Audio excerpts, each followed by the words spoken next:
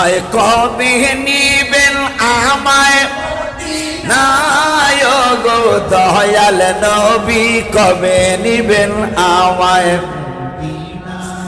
ও গো Medina, কবে নিবেন আমায় সবাই ও গো মদিনা, কবে আমায় নিবেন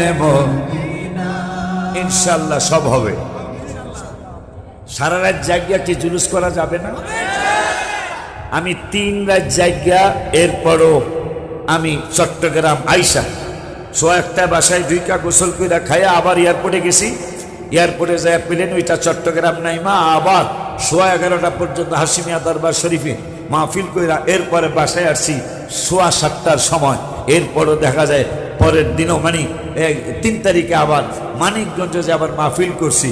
আল্লাহর মেহের